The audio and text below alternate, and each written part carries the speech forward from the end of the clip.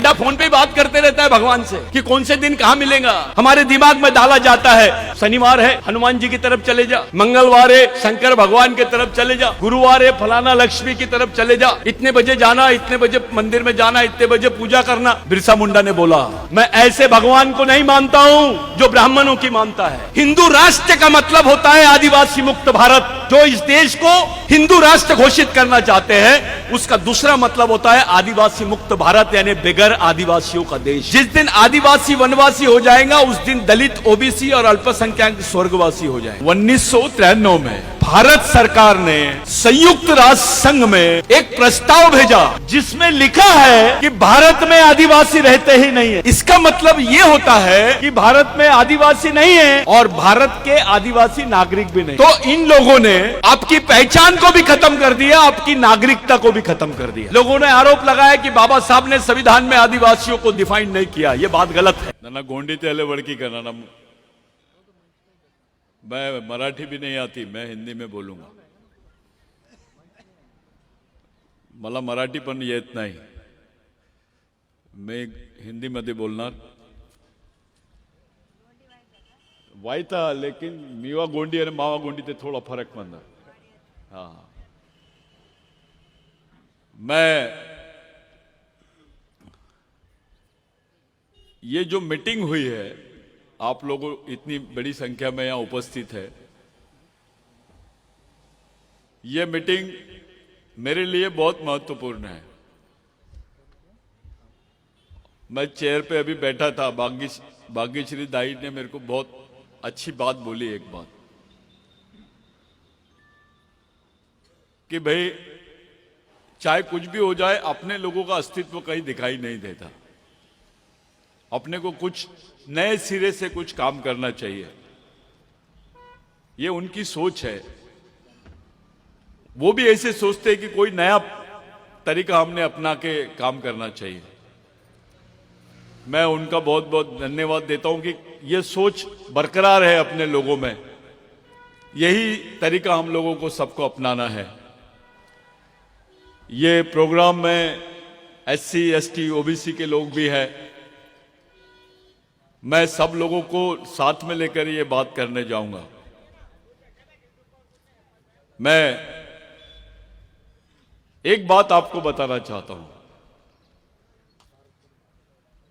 1993 में भारत सरकार ने संयुक्त राष्ट्र संघ में एक प्रस्ताव भेजा जिसमें लिखा है कि भारत में आदिवासी रहते ही नहीं है। भारत में आदिवासी रहते ही नहीं है। इसका मतलब यह होता है कि भारत में आदिवासी नहीं है और भारत के आदिवासी नागरिक भी नहीं है। जब भारत में आदिवासी है ही नहीं तो आदिवासी नागरिक कैसे हो सकते हैं? तो इन लोगों ने आपकी पहचान को भी खत्म कर दिया, आपकी नागरिकता को भी खत्म कर दिया। इस पर देश में कोई चर्चा नहीं कर रहा है, कोई पार्टी चर्चा नहीं कर रही है। दलितों को लग रहा है कि यह मुद्दा आदिवासी से जुड़ा हुआ है, इसलिए ये अपन चुपचाप रहो। ओबीसी को लग रहा है कि यह मुद्दा आदिवासी से जुड़ा हुआ है, अपन भी चुपचाप रहो। मुस्लिम को, क्रिश्चियन को लग रहा है कि यह मुद्दा भाई अपना नहीं है, अपन चुप रहो। ताई ने बहुत अच्छी बात बोली कि आदिवासी देश के मूल मालक है और यहां का दलित, ओबीसी और अल्पसंख्यक उनके वंशज है। अगर यह बात सही है कि ओबीसी का, माइनॉरिटी का, अल्पसंख्यकों का, SC का यानी दलित भाइयों का DNA आदिवासियों से मिलता है, इसका मतलब ये इनके वंशज है। लेकिन मैं सबसे पूछ रहा हूं, जब यह बोल दिया गया है कि भारत में आदिवासी रहते ही नहीं, तो आप भी कैसे मूल निवासी हो गए? आप भी तो खत्म हो जाओगे अगर आदिवासी नहीं रहा तो। कौन से आधार पे बोलोगे कि तुम भारत के मालिक हो? क्या प्रूफ है आपके पास?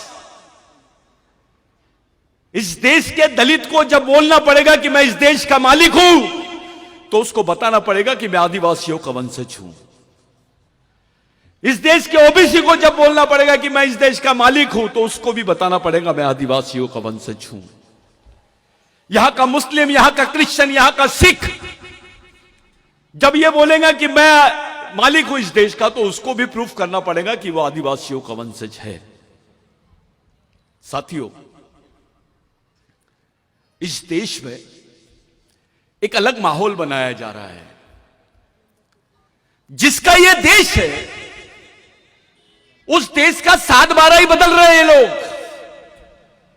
उस देश का मालिक आदिवासी है, यह बात को मानने से इनकार कर रहे हैं, लेकिन दूसरी तरफ एक रणनीति और अपना रहे हैं, आदिवासियों को वनवासी बोल रहे हैं। यह बहुत बड़ा मुद्दा है।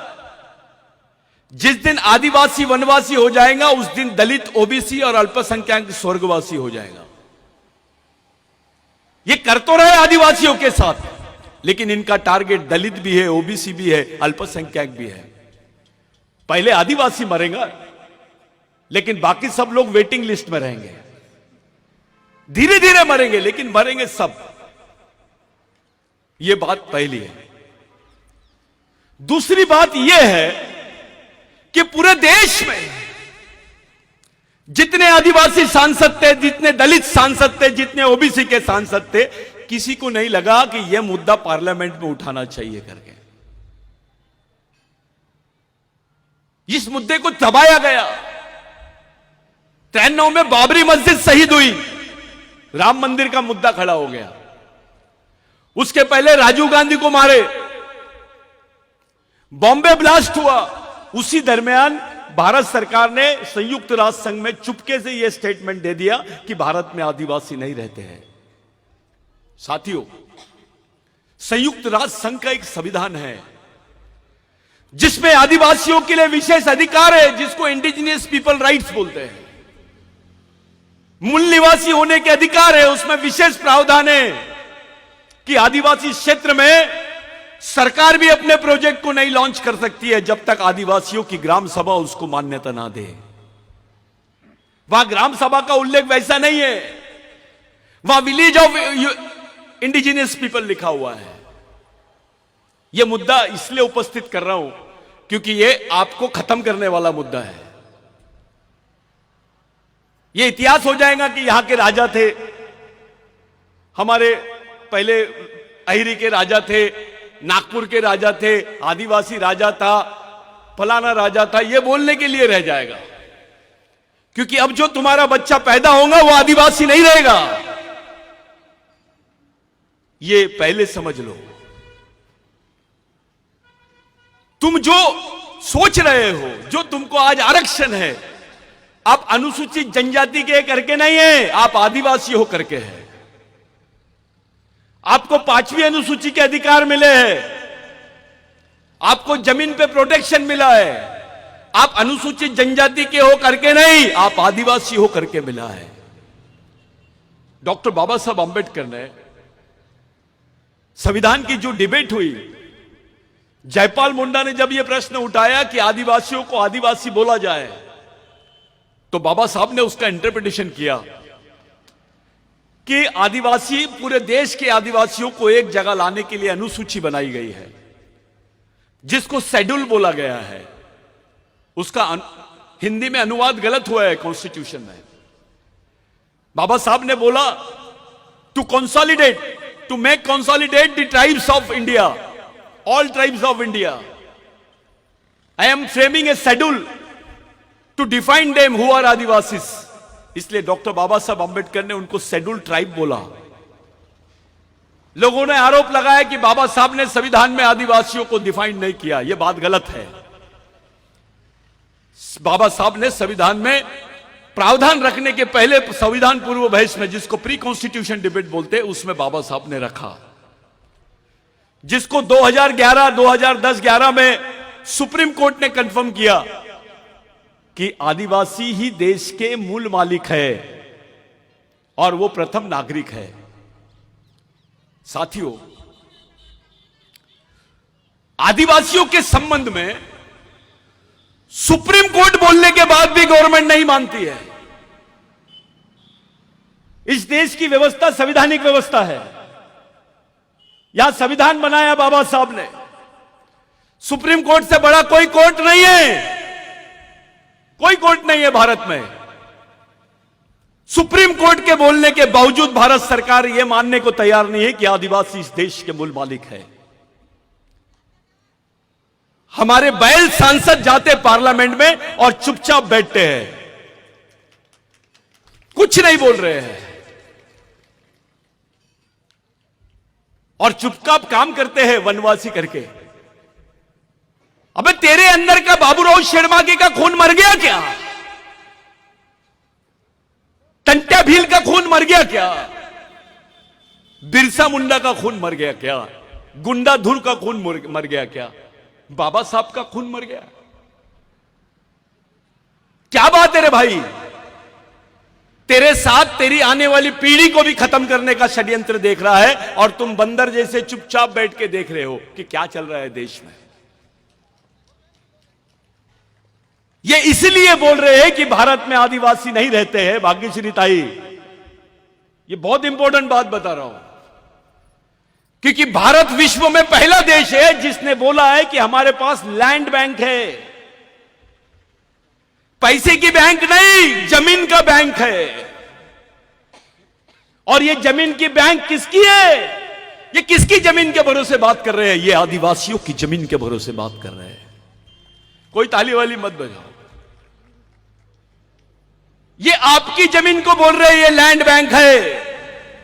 अभी आपके पास 25 एकड़ है, 10 एकड़ है, 15 एकड़ जमीन है। जिस दिन बोल देंगे भारत में आदिवासी नहीं रहता है, ये बात अप्रूव्ड हो गई, तो आपकी जमीन जिसका कानून बनाया गया था बिरसा मुंडा के आंदोलन की वजह से, जिसमें 1 लाख लोग मारे गए थे, सेकेंड वर्ल्ड वॉर में इतने लोग नहीं मारे गए जितना बिरसा मुंडा के आंदोलन में मारे गए। जमीन की लड़ाई थी वो। बाबूराव शेरमाके की भी लड़ाई जमीन की थी। अहिरी से उस तरफ रामाकुंडम, गढ़चिरौली, चंद्रपुर, आदिवासी औरतों को ब्लाउज नहीं पहनने दिया जाता था, अपना छाता नहीं ढाक सकते थे। वो ढाकने के लिए भी टैक्स देना पड़ता था, क्योंकि व्यवस्था ब्राह्मणवादियों के हाथ में थी। राजा भले आदिवासी था। उस व्यवस्था में बाबूराव शेरमाके का संघर्ष शुरू हुआ। उस व्यवस्था में अगर ब्राह्मण ने मर्डर भी कर दिया तो उसको सजा का प्रावधान नहीं था। यह मनुस्मृति का कानून है।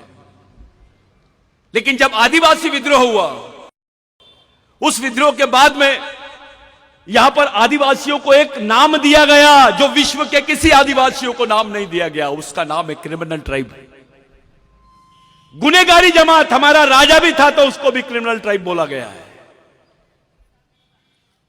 आदिवासी का बच्चा पैदा होते से क्रिमिनल ट्राइब है। आज भी बाबूराव शेरमाके का नाम शहीदों की लिस्ट में नहीं है, क्रिमिनल ट्राइब की लिस्ट में है। क्रिमिनल ट्राइब को शहर में जाने का कोई अधिकार नहीं था। अगर क्रिमिनल ट्राइब को किसी ने मार दिया, गुनेगार जमात के आदिवासी को किसी ने मार दिया, तो उस पर केस नहीं लगती थी। यह कानून था। राजा अपने थे लेकिन कानून दूसरों को चलता था। हमारे लोगों को इस क्षेत्र में, इस क्षेत्र को दंडकारण्य बोलते हैं। दंडकारण्य का मतलब यह होता है कि जिनको सजा दी जाती थी उनको यह क्षेत्र में रखा जाता था। आज भी किसी को ट्रांसफर करना है, कोई ऑफिसर ज्यादा वहां पर यह कर रहा है तो उसको गढ़चिरौली भेज देते हैं, अहिरी भेज देते हैं, आलापल्ली भेज देते हैं। ये कौन सी जगह है सजा देने के लिए? जिसको ओपन प्रिजन बोलते हैं, खुली जेल। खुली जेल यानी गडचिरोली,